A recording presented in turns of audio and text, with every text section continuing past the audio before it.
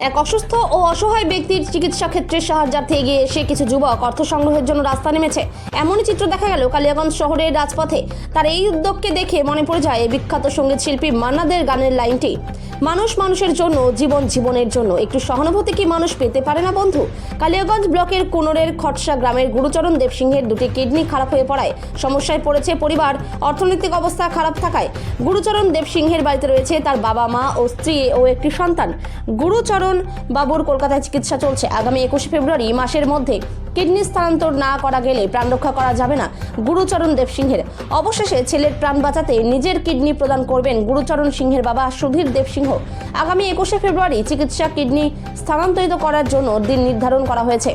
আর অপারেশনের জন্য প্রয়োজন 3 লক্ষ টাকা, কিন্তু অর্থ না থাকায় সমস্যায় পড়েছে দেবসিংহর পরিবার।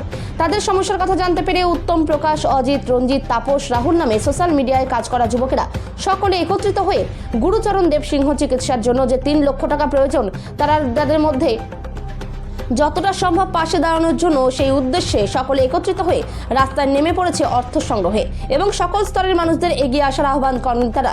সকলে একত্রিত হয়ে কালিয়াগঞ্জের রাজপথের ব্যবসায়ী থেকে শুরু করে পথ চলতি মানুষের কাছে থেকে অর্থ সংগ্রহ করেছে। কালিয়াগঞ্জ থেকে অনুপ জয়সওয়ালের রিপোর্ট, বিগ নিউজ বাংলা। তোমার নাম আর তুমি কি কারণে তোমরা কয়েকজন মিলে অর্থ সংগ্রহ করতে বেরিয়েছো? আমার নাম উত্তম বর্মন। তো আমরা এই যে গুরুচরণ দেব সিংহ বর্মন দাদারা আছে, বাড়ি কোথায়? এর বাড়ি হচ্ছে কুনোর খটাসা। আর কি হয়েছে তার? এর দুটা কিডনি নষ্ট হয়ে গেছে। আচ্ছা, এর বর্তমান ক্রিয়েটিন আছে 11.5 উপরে, কারণ ক্রিয়েটিনটা অনেক হাই আছে, হাতে খুবই সময় কম। এর বাড়ির মানুষ আমাদের বাড়িতে যায় সাহায্যের জন্য। প্রথমে আমরা ভিডিও করেছিলাম, সেই ভিডিও থেকে তেমন আর্থিক আসেনি, যার জন্য এখন আমরা রাস্তায় নামছি, কারণ টাকাটা খুব দ্রুত লাগবে, নাহলে চিকিৎসার জন্য হয়তো দাদারা মারা যেতে পারে। তার জন্য আমরা সবাই মিলে, আমরা কয়েকজন বন্ধু বান্ধব মিলে রাস্তায় নামছি এই দাদাকে সাহায্য করার জন্য। তুমি রাস্তায় যাচ্ছ, মানুষের কেমন রেসপন্স পাচ্ছ? হ্যাঁ, অনেক মানুষই ভালো রেসপন্স দিচ্ছে, অনেকেই অনেক কিছু বলছে যে তোমরা এটা ব্যবসার জন্য করছো। তো অনেকেই বুঝতে পারছে না, যারা বুঝতে পারে, যারা ভিডিও দেখে, তারা নিজ থেকে এসে আমাদের সাহায্য করে। আর যেসব মানুষ আমাদের সাহায্য করে তাদেরকে অসংখ্য অসংখ্য ধন্যবাদ জানাবো, কারণ হাতে আমাদের খুবই সময় কম আছে। সে এখন কোথায় রয়েছে? আজকে তাকে কলকাতা নিয়ে যাওয়া হয়েছে তার শেষ ডায়ালিসিস করার জন্য, কারণ তার 200টার উপরে ডায়ালিসিস হয়ে গেছে। আগে চ্যানেলটা বুকে ছিল, গলায় ছিল, তারপরে এখন বর্তমানে হাতে আছে চ্যানেলটা। আর ডাক্তার বলেছে ফেব্রুয়ারি 21 তারিখের মধ্যেই তার কিডনি ট্রান্সফারের ব্যবস্থা করতে হবে। তার পরিবারে কে কে রয়েছে? তার পরিবারে তার বাবা আছে, মা আছে এবং একটা 1.5 বছরের ছোট বাচ্চা আছে এবং তার স্ত্রী আছে। তার সংসার চলছে কি করে তাহলে? সংসার বর্তমানে খুবই অবস্থা খারাপ।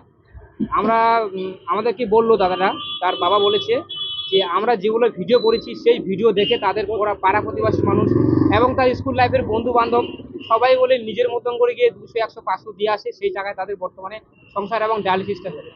এই যে তোমরা যে কত টাকা অর্থ সংগ্রহ করবে, কি বলবে মানুষের কাছে আসছে?